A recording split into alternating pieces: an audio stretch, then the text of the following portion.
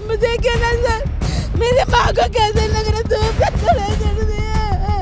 मंदिर तोड़ा के बीजेपी के राज में ये हो रहा है, बीजेपी के राज में ये हो रहा, मंदिर तोड़ी जा रही है, सबको तोड़ी जा रही है। मोदी जी को आना ही नहीं चाहिए, बहुत बड़ी गलती कर दी हम लोगों ने सबने वोट देख के। भगवान को भी नहीं छोड़ रहे यार ये लोग, तो भगवानों को भी ऐसे यार लफ्ज नहीं है बोलने के लिए, बहुत ही गंदे लोग हैं ये। सब हो रही है यार, जनता पागल हो रही है। सबसे मेन क्या होता है, इंसान का घर होता है ना। इंसान के पास घर होगा तो चलो कहीं ना कहीं से कमा के इंसान खा लेगा जैसे तैसे।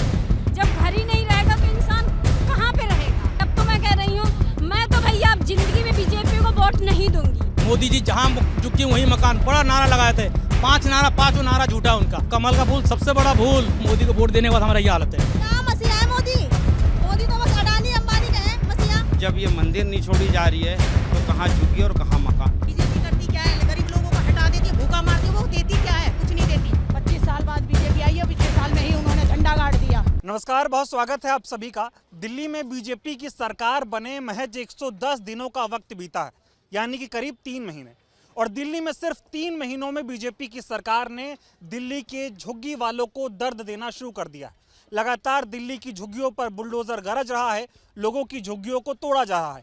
चुनाव के समय तो बीजेपी और देश के प्रधानमंत्री ने भी इन झुग्गी वालों से ये वादा किया था कि जहां झुग्गी वहां मकान देने का काम किया जाएगा।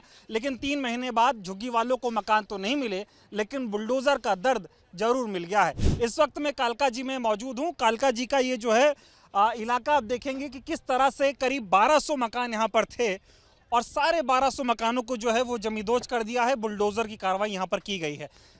मुझे क्या नजर, मेरे माँ को कैसे लग रहा धूप में खड़े कर दिया। मंदिर भी तोड़े, मंदिर तोड़ा के बीजेपी के राज में ये हो रहा है। लोगों ने क्या बोला था कि कांग्रेस और उसको वोट मत दो, बीजेपी को वोट दो। बीजेपी के राज में ये हो रहा, मंदिर तोड़ी जा रही है, सबको तोड़ी जा रही है।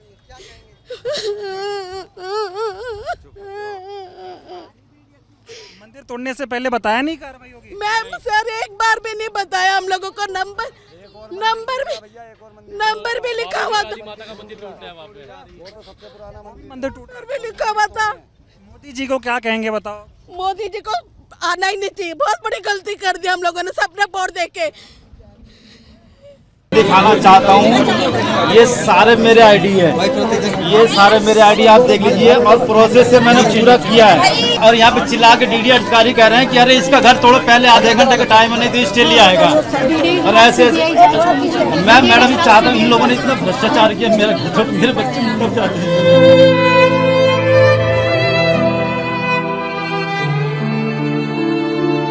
मैं सीधा खुला चैलेंज करता हूं कि अगर मेरे पास पूरे कागज ना हो तो मेरे फांसी चढ़ा दो। और ये देखो, मैं अपने संविधान का इस्तेमाल कर रहा हूं और ये सब मेरे पास कोर्ट की, हाई कोर्ट की, डबल बेंच की कॉपी है मेरे पास। लेकिन यहाँ पे गुंडागर्दी हो रही, कोई सुनवाई नहीं हो रही, कोई नहीं सुनने को तैयार है।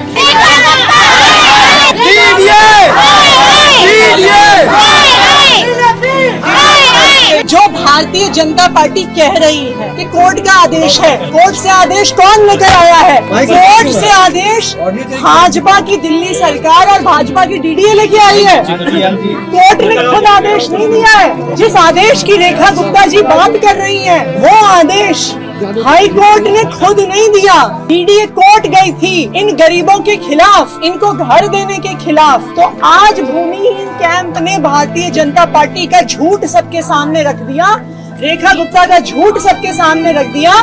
इन गरीबों के खिलाफ केस कौन लड़ रहा था? भारतीय जनता पार्टी लड़ रही थी, उनकी डीडीए लड़ रही थी।